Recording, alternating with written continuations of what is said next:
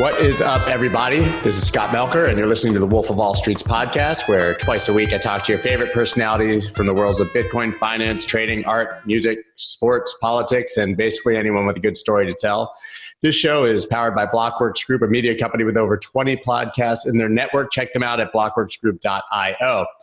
Now, if you listen to the podcast, you follow me on Twitter, then you may enjoy my website and my newsletter, where I share all my trades, charts, analysis, markets, thoughts. You can check that out at thewolfofallstreets.io. And now on to what's actually important. Today's guest is the co-founder and chairman of the newly branded Sögur token, recently known as SAGA. Ido, the creator, set out to design this coin by taking the best parts of major cryptos like Bitcoin and popular stablecoins to develop an entirely new asset with its own vision. The result is an entirely new value proposition, which I can't wait to better understand. So Ido Sadeh Man, it's a pleasure to have you, man. Thank you for being here late on a Friday night for you. Thank you for having me. It's a pleasure. Thank you. So I know that you have a really, really colorful and interesting background, and that part of that is similar to mine, that you were a musician before coming to this. So can you tell me a bit more about your background and how you got here? Yeah, this is really, it's so old that it seems like a prior life. But Same. Up until 15 years ago, I was happily playing jazz in Paris. Came back to Israel, where the jazz scene is not as developed, and crossed to the dark side of the startup industry. Started off managing product for a company called Odyssey that was later sold to Jill Barco, then off to consumer product with a network that tried to compete with Instagram. We got 30 million users at our peak. Mostly in South America, and actually 3 years ago, I was ready to leave the startup scene with a vision of going back to the academia and studying political science. As a farewell to the VC I was a part of at the time, I took an analyst with me, and we tried to write an investment thesis for the blockchain. It was early 2017. And it took me only a few days to realize that I'm not going anywhere. Political science and technology are as coupled as they've ever been. And I'm here to stay for the next couple of decades, I believe. It's interesting. So I have to ask, what instruments did you play? So I played the flute and the sax, mostly jazz flute, Latin jazz. Now I'm resorting to my piano because I'm playing all alone from time to time, not so much. That's the say. I mean, I've played the piano since I was 5. I actually played the saxophone when I was in middle and high school as well. Never touched the flute. But whenever anyone mentions jazz flute, I think of Anchorman, Ron Burgundy and his jazz flutes. Sure, and Joe Farrell and Herbie Mann. There are many of them. Yeah, it's awesome. So, so tell me now more about what you're doing now, what your mission is. Obviously, you just rebranded, as I sort of mentioned. So let's get deeper into what you've created. Sure, it's always a pleasure. So we started SAGA about 3 years ago, and the vision behind SAGA was that national currencies were designed a long time ago to serve a mostly national economy. But we live in an age where, aside to the national economies that are still here, alive and kicking, we have a global economy. We are now exposed to prices and to trading that exceeds our nations, and we don't have a currency to store our value and limit our exposure to such prices, as well as serve as a medium of exchange. The simple notion of being able to go down to your supermarket and buying carrots, and you hold one currency and the supermarket accept the same currency, and the carrots are denominated in this currency. This all goes out of the window as soon as we go online and purchase outside of our country. Right. Just take a British citizen that saw the value of the pound decrease by 25% because of Brexit. When he purchases in Britain, he's actually fine because the British economy reacts to the same Brexit. But the prices on Amazon have very low consideration for Her Majesty's Parliament decisions. And therefore, such a citizen saw their purchasing power decrease by 25%. This is what we want to solve. Obviously, Bitcoin was a big inspiration, but we believe that we're doing several things a bit differently, mostly geared towards becoming a medium of exchange and not only a store of value. So in your estimation, then Bitcoin primarily serves the purpose as an ideal store of value, a digital gold, but it's not the best way to actually transact. And so you're solving for that side of it. So I don't want to be a prophet. I can say what I know already, which is that Bitcoin is superior to gold in any trait as a completely uncorrelated store of value. I do believe that there are several caveats that might prevent Bitcoin from becoming a widely adopted medium of exchange. I think that one evident caveat, especially after this week, is the chaotic volatility. And the second one is a governance mechanism that makes it rather slow to adapt to a changing reality. Some are looking at it as a feature, not as a bug. And this is understandable. The determinism of Bitcoin is exactly what makes it a competitor of gold, but it is also what makes it more cumbersome to adapt to a reality that changes rapidly. So proof of work basically hinders it from its ideal speed or use as a medium of transacting. So I don't think it's necessarily a proof of work versus. Are we back recording? Sure. Yeah. Yep.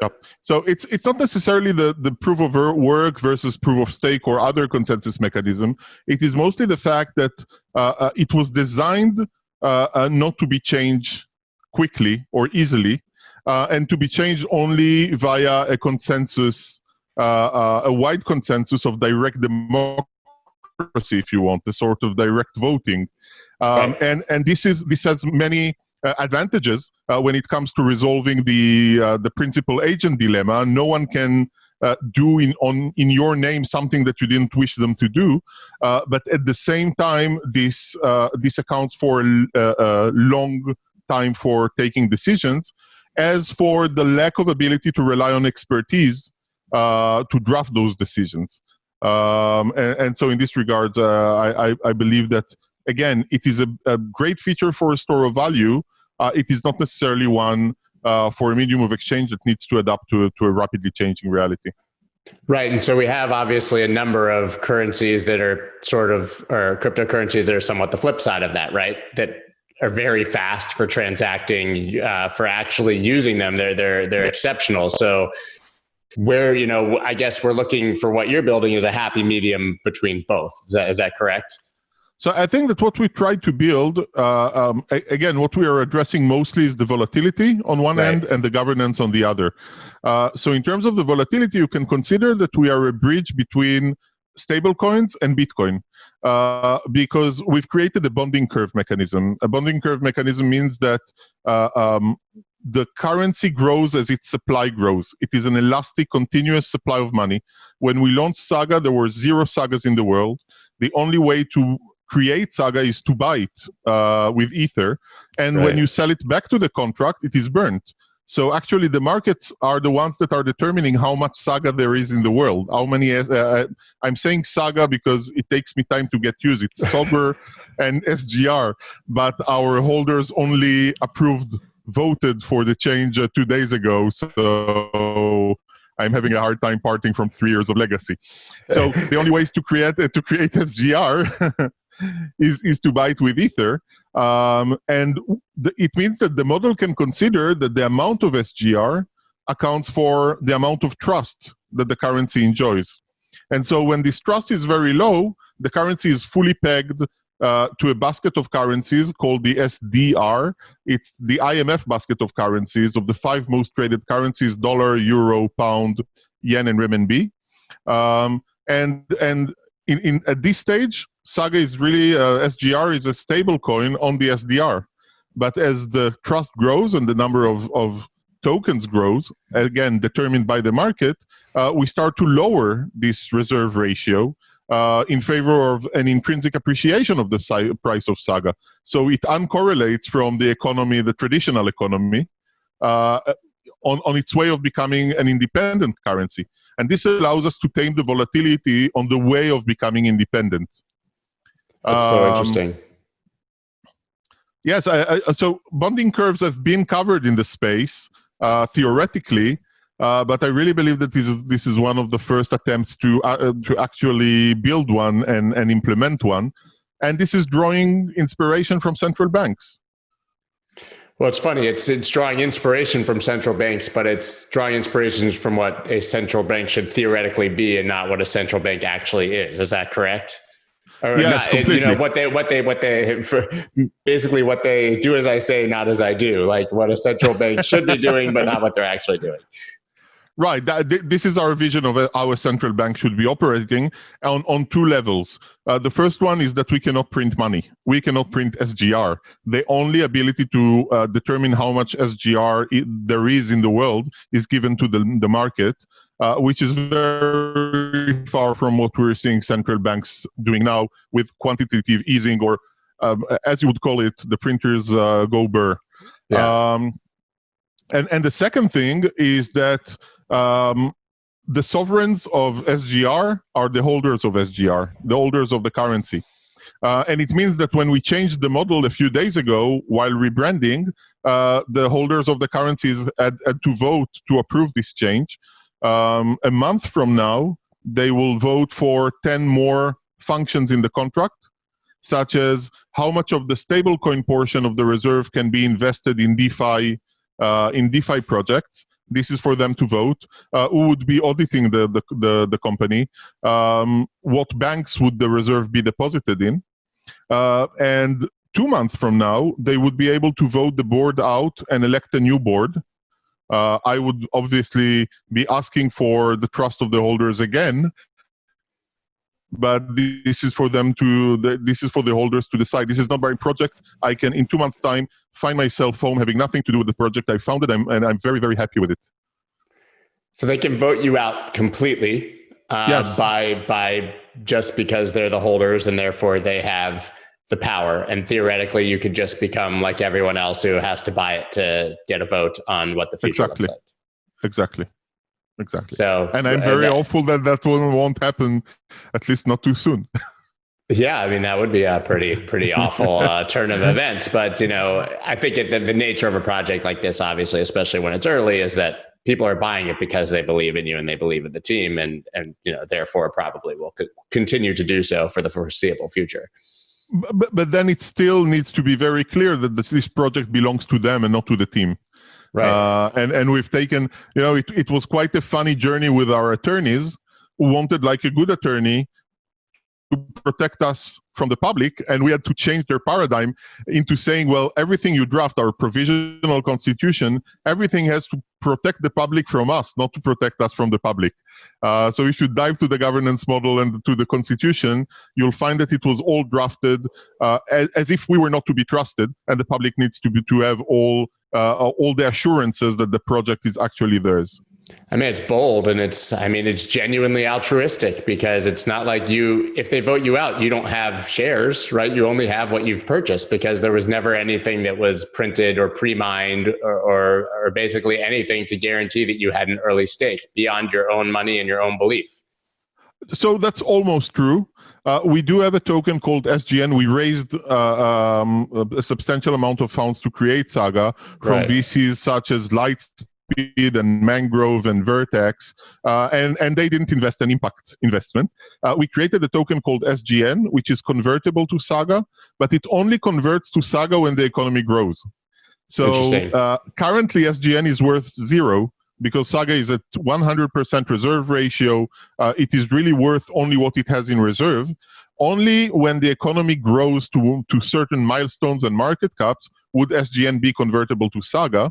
And not only that, we've capped this conversion rate by 15, so that they never control. All stakeholders can be remunerated for their investment, but they can never control the economy. You thought of everything. Surely not, but this is why we created the governance system, so that whatever we didn't think of or couldn't think of because it hasn't come yet, could be changed in the future by the holders of the currency.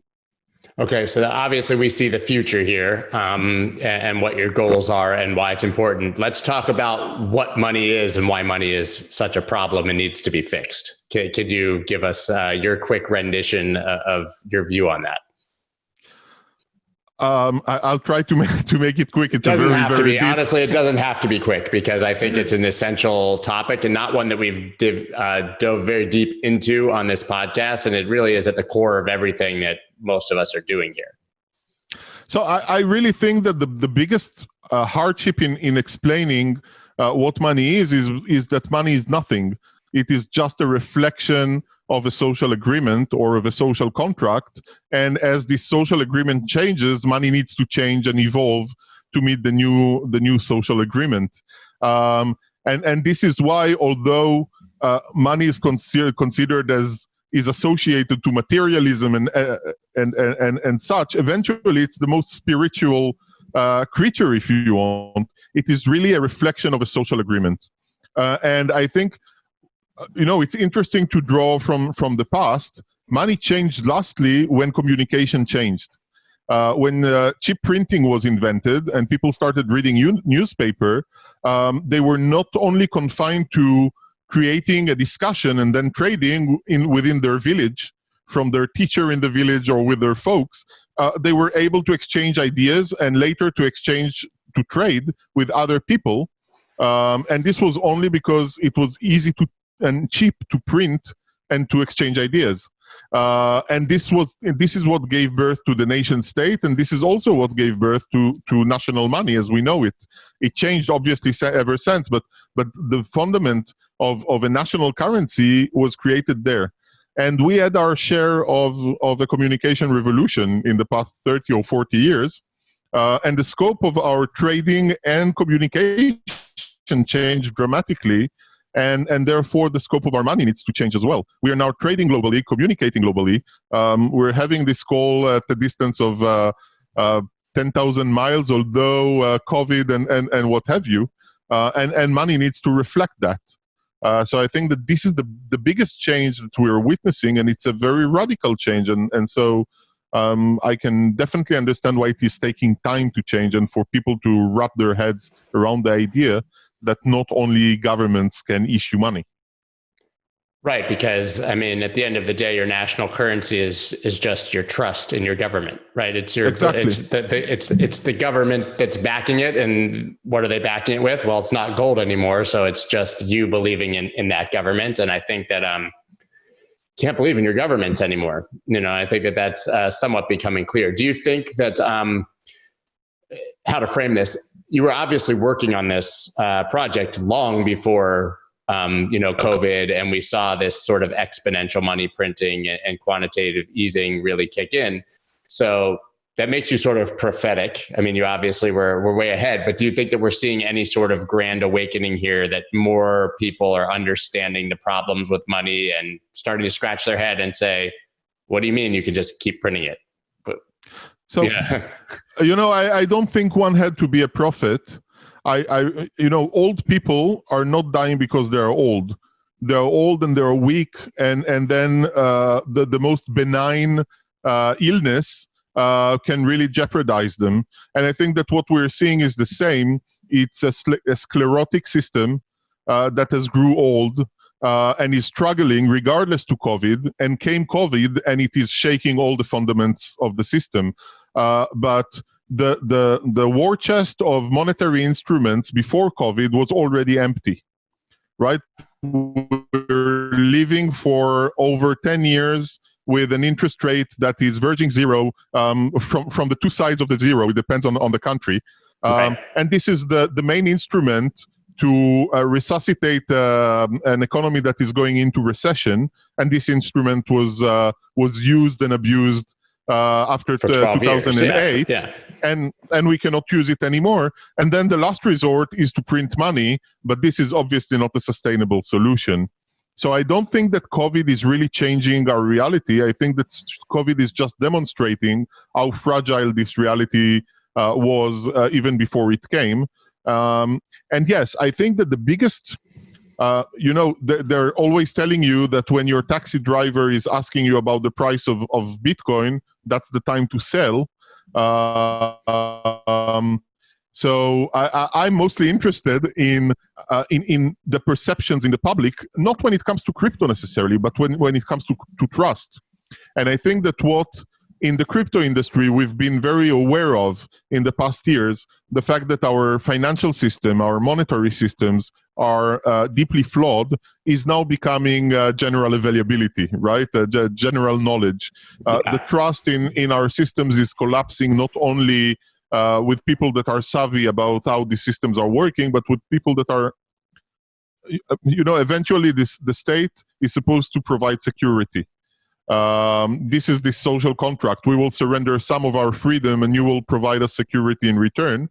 And I think that what we're seeing in the past few months is that the states are increasingly failing to provide such security, and therefore the trust is vanishing.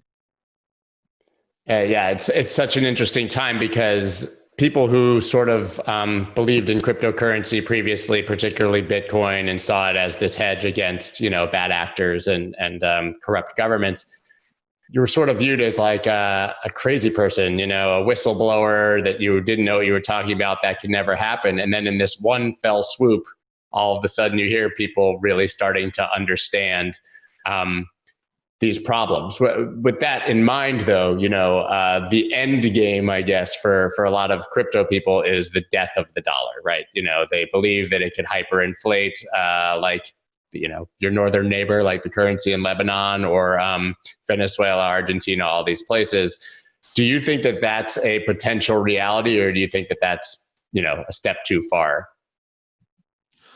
First of all, I don't think it's necessary. I think that one of the things we've earned with blockchain and what we're doing in the space is the possibility for diversity.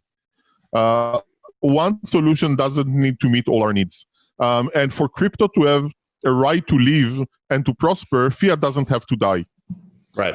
And I believe there would be those states that would manage their monetary policy better than others, and their currencies would survive. And there are those who would manage it in an irresponsible way, as we're seeing in Venezuela, in Lebanon, in Turkey, in Brazil, in an increasing number of countries, and their currency would disappear, at least for some time. But I don't think that for us to win, they need to lose. It's not a zero-sum game. I agree. Yeah, I agree with that. Go ahead. So I think it comes also to the tribalism within our industry. We're not really living at the expense of each other. We're all experimenting in a new potential and opening this new horizon, and we'll make plenty of mistakes for sure. And some of the projects will succeed, some of them would fail, some of them would change when they fail and then succeed. And eventually, there are many problems that are needing solutions, and I think that many kinds of currencies would give solutions to different kinds of problems. So what is the end goal? I mean, in theory, would you like your currency to be the world reserve currency? I mean, is that the like pie in the sky dream, or do you see it as solving, one problem? For us, the main problem needing solving is providing a solution for global exposure. So if you're going on holiday, if you're purchasing on Amazon, you're exposed to foreign economies. You're exposed to foreign prices, and we can solution this exposure. And the second phase is that you would be able to pay with SGR. So not only are you not exposed to those prices, so you're holding the asset that covers those prices, but you can pay with this asset without exchanging four currencies on the way of purchasing something. And this is obviously true for day-to-day usage, but it's also true for corporates, for institutions, for many other. If we can achieve this within the next 10 to 15 years, I'd be very happy. Considering SGR as the world's reserve currency, I think is for the next 50 to 100 years. And I wish. Right. I mean, it's logical. I mean, you've created something that logically makes sense and could behave that way. Then it, I guess, just becomes all of the lucky sort of serendipitous things that have to happen on the way for it to be the one that rises to the top. But it really is interesting. I'm curious. I know that obviously you're in Israel.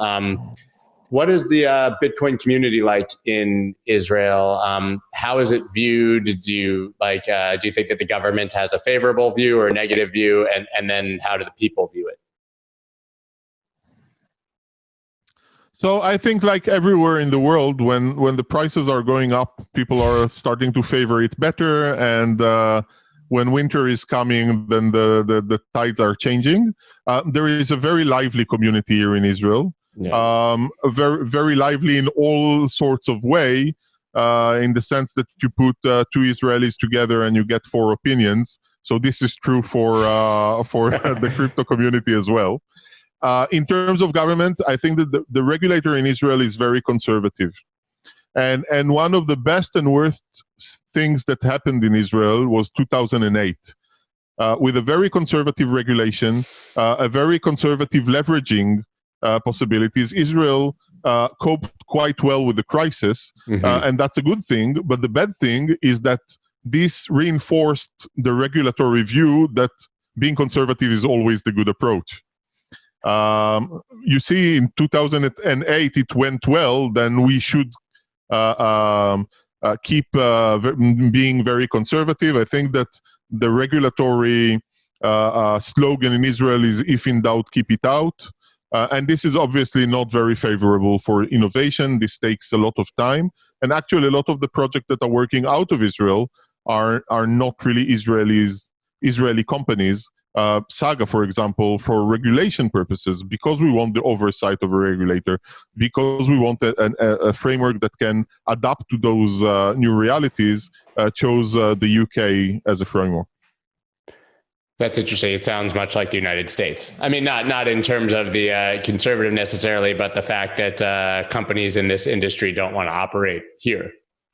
And in fact, like we find that the exchanges and some of the larger players in this market can't operate here. They don't even try. Everything is blocked out for Americans, it seems. So maybe you even have a better situation still than us. So SGR is actually blocked to purchase from the contract for Americans and for Israelis. So I think this sums up I think this sums up pretty well our conversation. And I think that we can't expect from regulators to be ahead. This is not their role. Our role as entrepreneurs is to challenge the reality. Their role is to provide protection. What I think we should and can expect from them, and are not necessarily getting, is clarity. And I think that both jurisdictions are not providing enough clarity for such projects to be taking place there. It's funny. The only thing they seem to have given clarity on is how much insane taxes we have to pay on everything that we do. They're not bothering to regulate what you're allowed to do. They just care that you pay your taxes on it. And here it's prohibitive. Yeah. I don't know if it's the same there, but it's certainly prohibitive. I want to go back, I guess, a little earlier, just on the personal stuff. So what made you leave Israel, move to Paris, and become a jazz musician? So I was after a long military service. I know it doesn't show anymore, but I used to be a paratrooper. And beforehand, I was a musician. Being a kid, I always played music. And so it was clear to me that after this rough patch and a rough time, I wanted to play.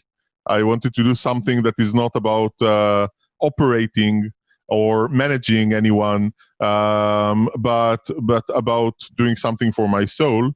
And my parents are French, so I'm a native speaker. And it was the right time to go to Paris, study there, play there. It was a wonderful time. So you were studying music there as well? Yes, I was. And so what kind of shows? Go ahead. So sorry. I was studying in a jazz school that was called the Le Cime, which is the first jazz school in Europe, ever established in Europe. Yeah. As you would imagine, a Parisian scenery. It was it was based in what used to be a brothel before. Could you see yourself returning to that? If all of this is successful and you don't, feel compelled to work on it anymore, could you see yourself heading back somewhere and playing music? RoundTheX.com is one of my favorite companies in the entire crypto space. What they do is take all your small purchases and round them up to the nearest dollar and invest that spare change into any of over 30 crypto assets of your choice. They integrate with your favorite exchanges so that you can view various exchange balances all in one dashboard and round up into different assets all at the same time, and they do all this without ever holding any of your Bitcoin. This is by far the best way to dollar cost average into Bitcoin. Go to roundlyx.com and use the promo code WOLF for $4 in free Bitcoin after making your first roundup or purchase. That's ROUNDLYX.com and code WOLF for $4 in free Bitcoin. Diginex is making huge moves and is soon to be the first crypto exchange listed on the NASDAQ. This means that people will finally be able to invest on a platform they're comfortable with without being directly exposed to Bitcoin. Absolutely massive for mainstream adoption. Diginex has basically everything investors need under a single roof, including an institutional-grade exchange called Equus. Equus allows institutional and retail investors alike access to an exchange that's on par with platforms they've come to trust in other markets. This means they are compliant with regulation, transparent and fair with regards to fees and orders, secure, and far ahead of the curve in regards to innovation. Go to equus.com/wolf to get 5% off trading fees. That's EQUOS.com/WOLF to get 5% off of your trading fees. Sign up now. Someday, sometime, playing music, definitely. Being a musician by definition, no, I don't think so. I think it brings a lot of stress, a lot of ego into something that needs to be detached from it.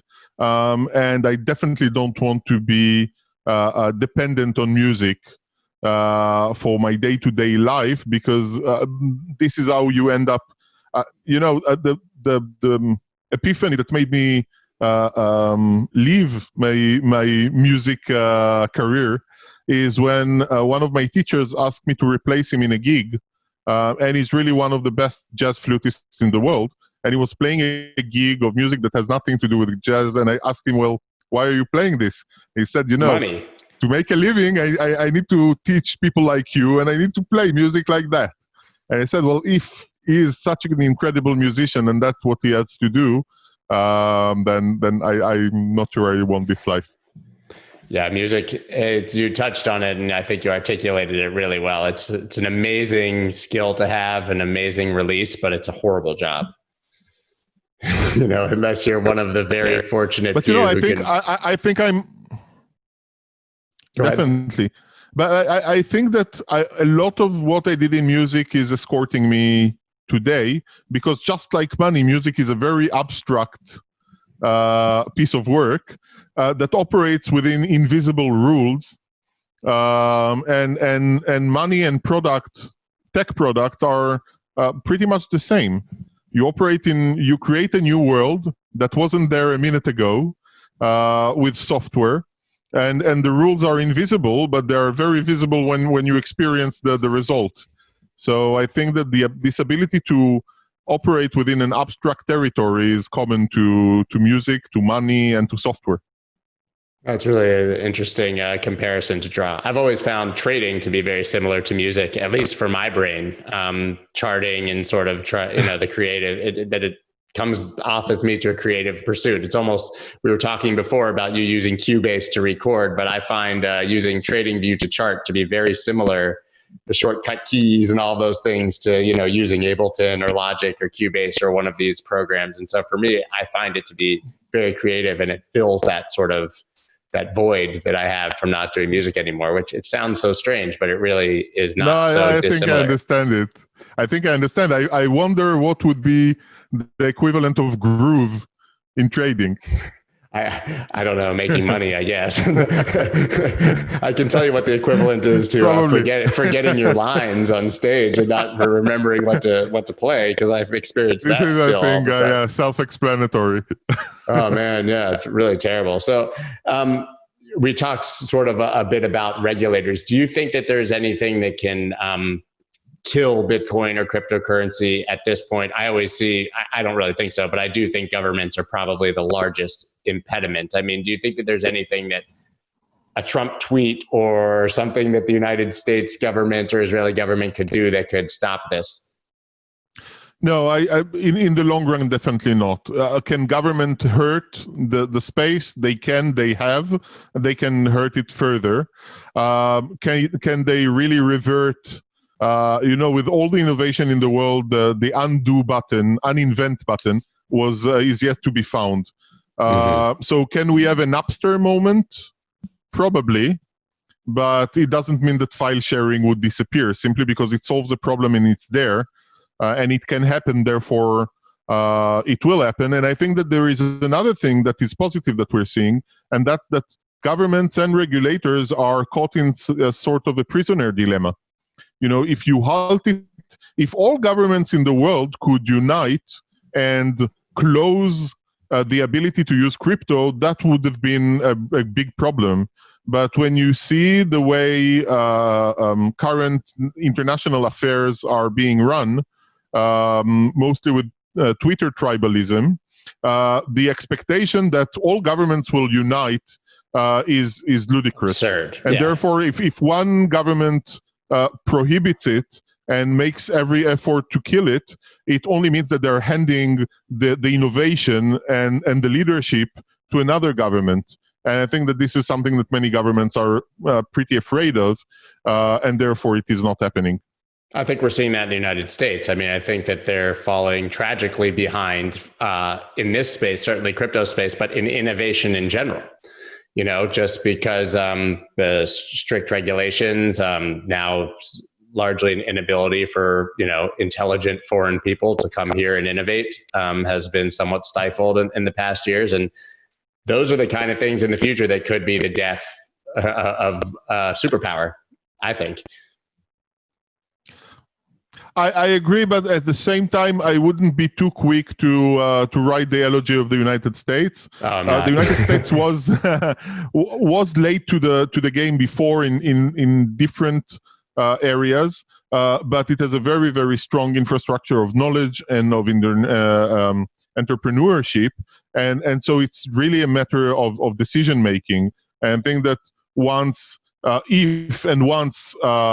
decision makers would understand the implications of this policy, then if the United States wants to be back in the game, it will be back in the game very quickly, very rapidly, and probably very rapidly would be closing the gaps that are being created.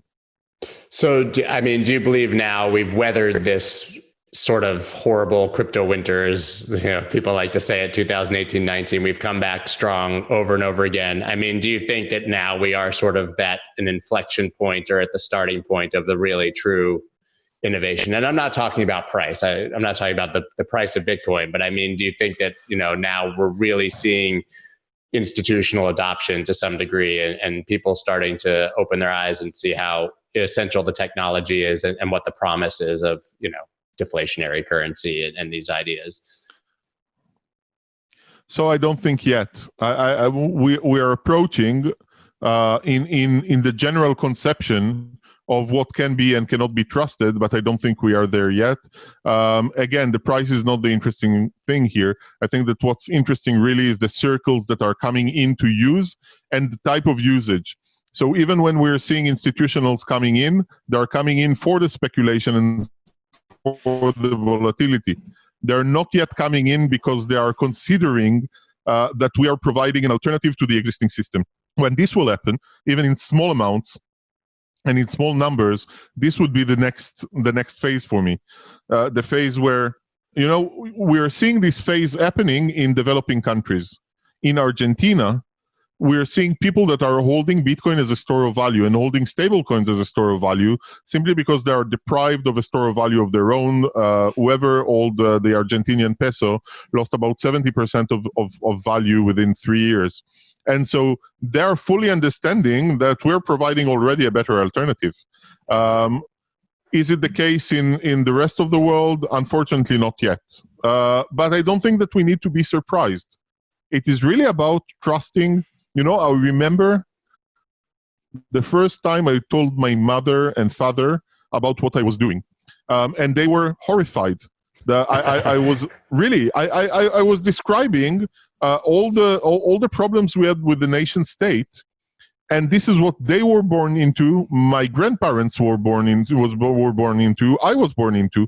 We we were born to believe in concepts, and there is something about what we're doing that is offering a radical view of a radical change to this concept, and it takes time. Yeah, you're saying you cannot trust the institutions that you were taught your entire life to trust. Yeah, I'm saying those, and I'm not saying it as a libertarian. I'm not saying we need to annihilate them. I'm only saying one thing. Look at those institutions that once functioned and provided a lot of advance to humanity. Are they functioning now? Are you feeling that your representatives are representing you? Or are you feeling that your central bank is storing your value? And if the answer is no, then we need to start looking for how to mend it, not to destroy it, but how to provide a sort of assistance to it. I believe that the state has not done its role, and it's a part of our past. I do think that it sorely needs to change. It's interesting. You touch on the fact, you said two things there that were interesting. One of them you're solving, right? Is the central bank representing your interest? Obviously not. You have a solution for that. But are our politicians, is our government representing us as the people? I think most people can obviously say no. And that, I think, is a much more difficult fix and can't be changed by new money, right? No, but I think it can be changed by a lot of the things that blockchain brings in the sense of representation. I believe that blockchain is eventually a governance technology. It's not a financial technology.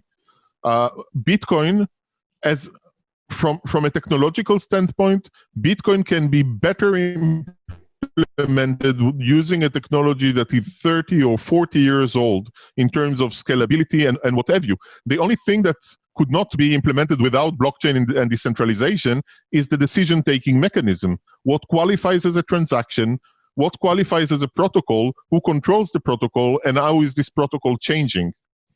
And these are all governance questions. They have it is a financial governance question or monetary governance question, and therefore we're using it for finance. But we can use it for many other things as well. The ability to create a contract between people, a representation contract, without having a central governor to this contract, could come up to be a part of the solution of the trust crisis we have with our institutions. How so? I mean, can you expand on that? Like, practical examples of how we could use it to better the process. This is a rabbit hole. I love a good rabbit hole. I always get. We've got time, and the hole is deep. Go for it. So I like to look at Switzerland as a model and as an example, because it is extremely fractal and extremely liquid. You have in Switzerland mechanisms that are very similar to consensus mechanisms in the form of referendums. So you have direct democracy. Whenever it comes to fundamental questions that are not about expertise, but about the fundamental core values of the Swiss society, then the government is obliged to turn to the people and get their consensus, not via representatives, etc. And this is providing a very good form of trust.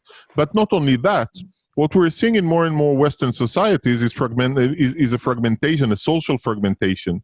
And the ability in Switzerland to create those cantons, to create a very, very thin level of federal agreement on what it is that we need to agree if we share a geography, right, a territory. Right. Having a common army, building roads, etc., is in the federation, but all the rest is left to the cantons and to the communes. And this allows the creation of very small circles of agreement that are very tight, not as fragmented.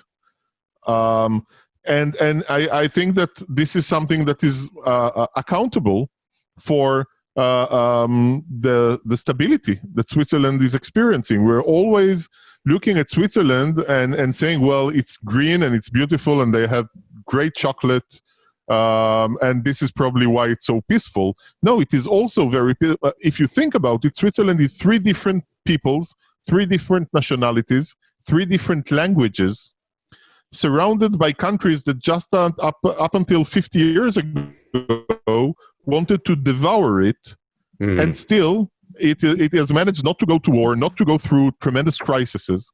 And I think that a part of it is a governance system that is fractalic and is reflective of the society.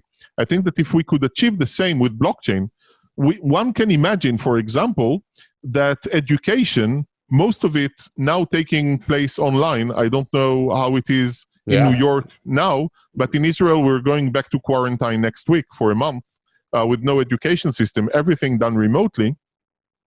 One would imagine that my son would be able to study with your kids, although you are in the States and I'm in Israel, and that we can create a sort of education governance system simply because we share the same core values, and that we can vote on what would be the curriculum of such an education system.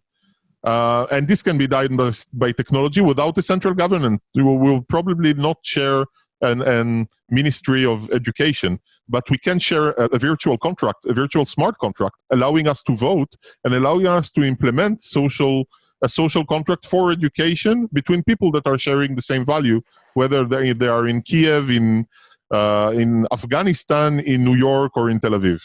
Right. There are versions of that, not with the consensus mechanism, but I had a guy you may know named Didi Taihutu on the show recently. He's famous for being the Bitcoin family. He sold everything, went all in on Bitcoin, and has traveled the world basically evangelizing. But there came a point where his kids had to go to school, and they're all over the world. And I believe it was called Galileo. I don't know, but it was some sort of homeschooling program that's international. And you sign up, and your kids, they're in a classroom with children all over the world. It has no location base, and it's something similar to what you described.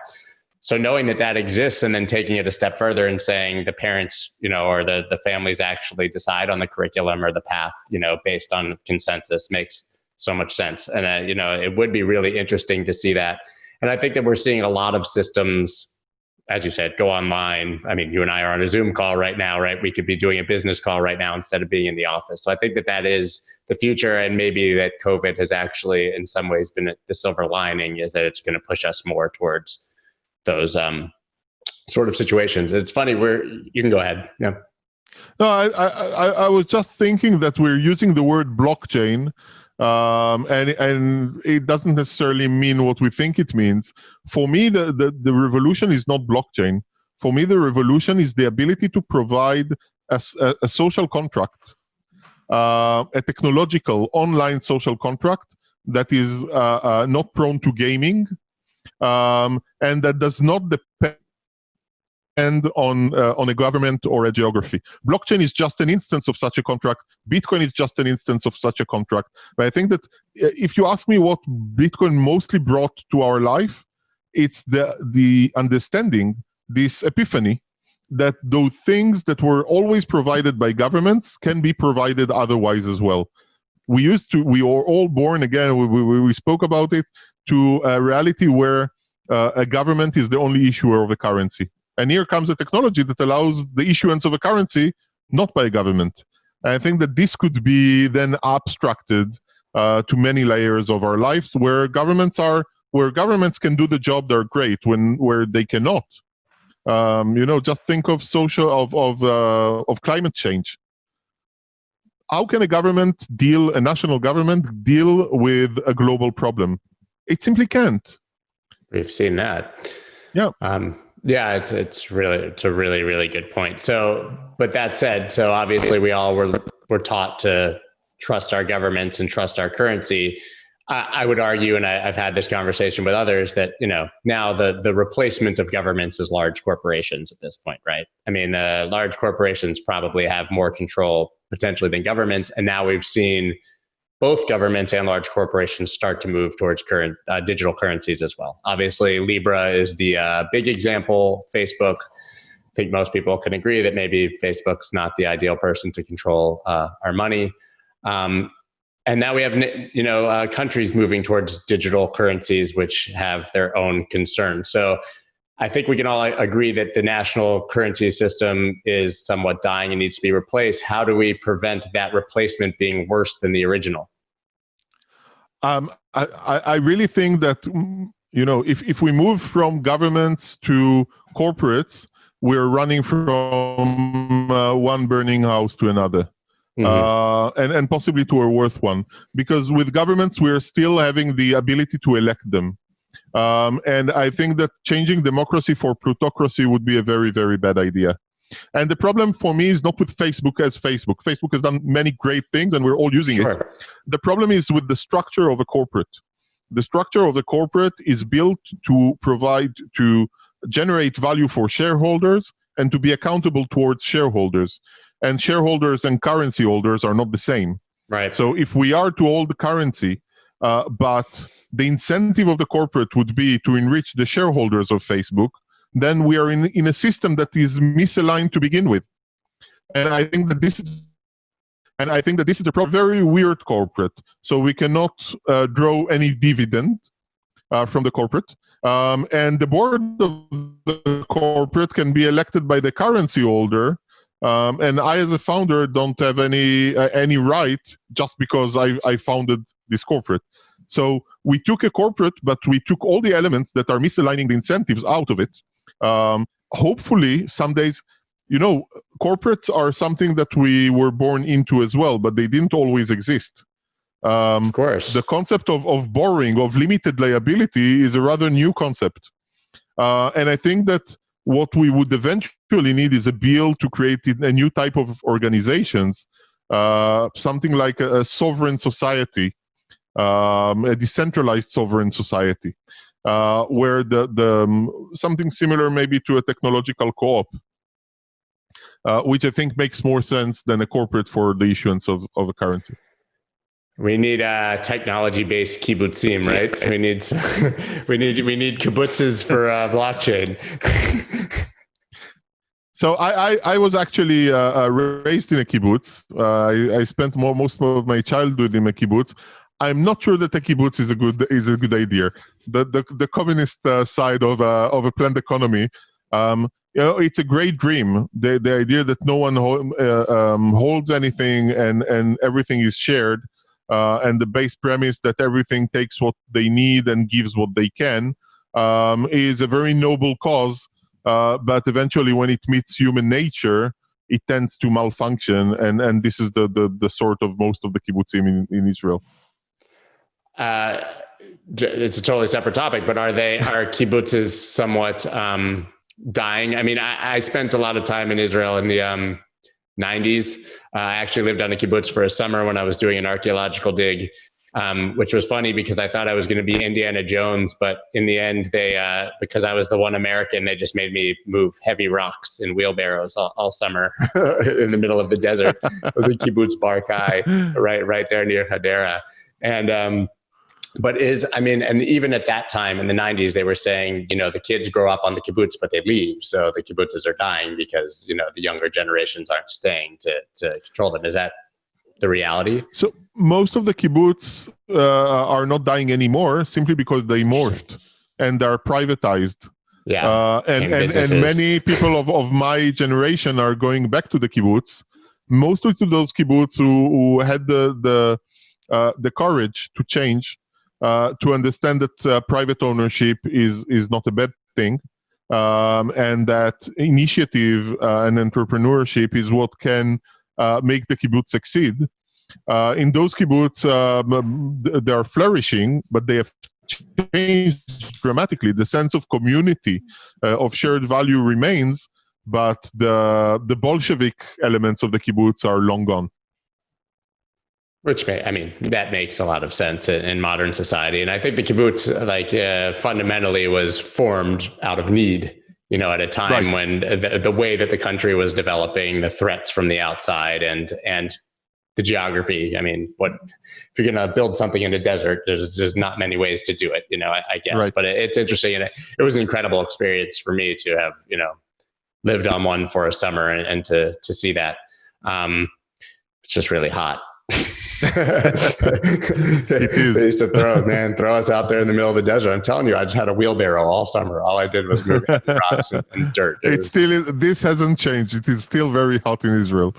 Yeah, I live in Florida now, so now it's just hot and wet at the same time.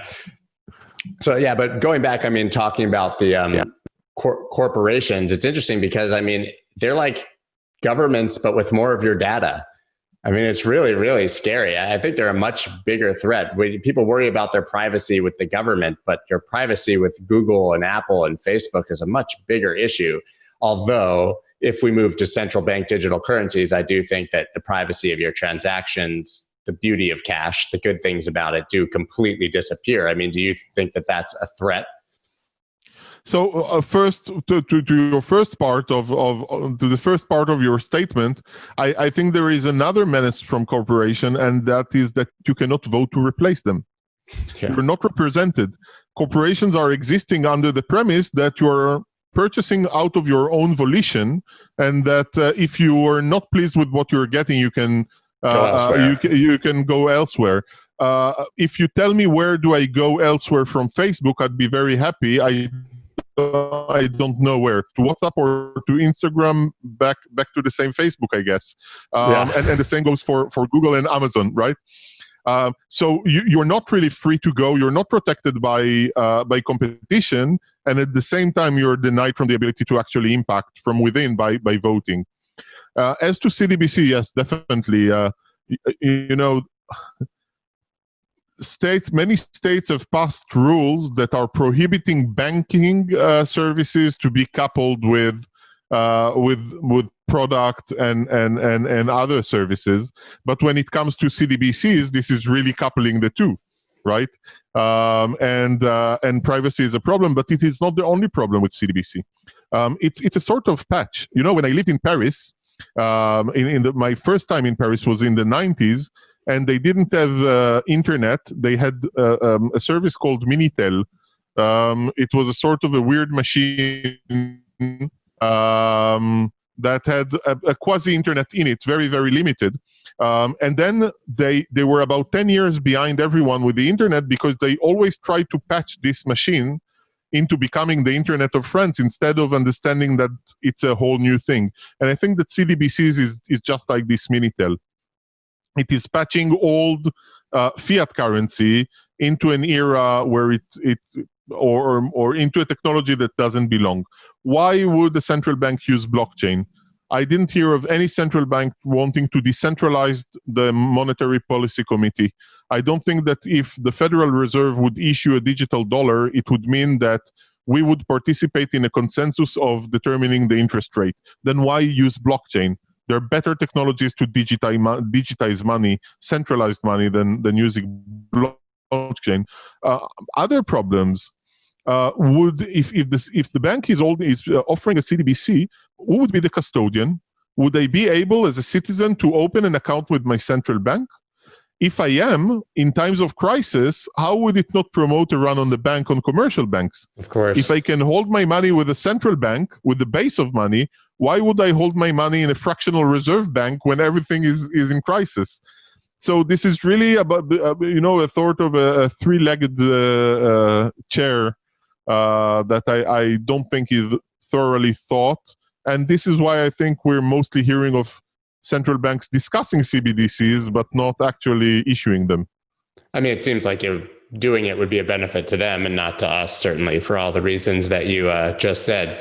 They want your tax money, just take it out of your wallet digitally and don't even ask. I mean, you can't hide cash in a mattress if they have access to it and it's digital. So really gives you no ability to protect yourself. The flip of the coin is that if they are printing money like they are now, instead of buying bonds with it, they would be able to distribute it as a sort of Friedmanian helicopter money, right? That would it would have been a much faster way to do stimulus. I mean, the way they did stimulus in the United States, there were reports. Obviously, they did the they talked about digital dollar, but first they did the wire transfers to anyone whose information it had. Then they started sending physical checks, and apparently, when that wasn't good enough, they started sending these debit cards to people, and they came in like a generic packaging that looked like junk mail. And so people widespread, there were articles that people got it and they threw it out before even opening it. And even if you opened it, it came with this is your MoneyGram card, and it didn't even say it. And then they were encouraging you, basically, you could only use it to spend, you couldn't put it in your bank like the other people could, or you could do it $500 at a time. I mean, it's just absurd how broken it is. And even when they wanted to give people money and help them, our government is too big and slow to actually do that effectively, right? I mean, it's so broken. Yes, it is struggling, but again, I don't think we constantly blame them, and I don't think that they are to blame. It's Society has changed. Beast. I mean, yeah, right. Society has changed, and its institutions need to change as well to meet the new reality. So what's the future for Sögur? I mean, obviously you've touched on the fact that in the very near future, you'll have a lot more votes and be making more decisions. But I mean, scaling out, what do we see coming? So we've also changed parts of our monetary model so that this decorrelation of the bonding curve takes place quicker, introducing an incentive for early adopters to join the currency and to become a part of this solution. What I expect is that Sgur at the next 1 or 2 years would mostly be used as a store of value because it has a very particular nature. It is a part stable coin and a part volatile commodity, right? And it's always liquid from the start. You can always sell your Sgur back to the contract or buy Sgur from the contract. So I think that it is really well equipped to deal with the realities that we are experiencing now. We're very happy with the choice of SDR. It's just a matter of looking at how the dollar fared in the past few months. We launched SAGA. The SDR was at $136 per SDR. It is now at $142, not because of us. Yeah, because the dollar's weakness. The basket was designed exactly, and the basket is designed to diversify and to mitigate some of the risk of any particular currency. So I think that this is really our time to shine. We've waited to provide solutions for a market in these conditions, and we are hoping that our solution would be trialed and successful in mitigating some of those problems. And where do you buy it? So you can buy SGR directly from the smart contract. The smart contract, again, is a bonding curve. It's a market maker. You can also buy it on Bitham Global, on Liquid Global, on several other dexes, with partners such as Celsius and Simplex. With Celsius, you can also deposit your SGRs, currently still SGAs, and earn interest. And we're looking to expand that to many other DeFi projects. It's an ERC20, and we will be announcing very shortly a few more exchanges that are listing SGR. And so, yeah, the places to buy it are growing very quickly. I'm proud to say, actually, that Celsius is our newest sponsor on this show, and I absolutely love what they're doing, and I think they're amazing for those very reasons, is that they give you so much flexibility on what you can stake, how you can make money, and how you can do it. And a great community as well. When you buy it on an exchange, just from the standpoint of how it works, does that then purchase it from the smart contract, or is how does that actually work if you're buying it on an exchange and not directly from the smart contract? So if you're buying it on an exchange, it means that someone bought it from the smart, and then so it's a secondary market, and then is offering it on the exchange. Right, it's secondary, like an exchange should be. Yes. Yeah, exactly. So that's exciting. There are many more elements to the monetary model, but again, this is another entire rabbit hole. There is a price band that eventually grows so that instead of buying from the contract, people are driven to buy from exchanges because the contract has a bid-offer spread. And so people are coming to the contract only to adjust the supply of money. This is another central banking instrument that is put to use in our industry. So who on your team understands the ins and outs and the very small details of monetary policy? So our two experts, our chief economist is Barry Taff.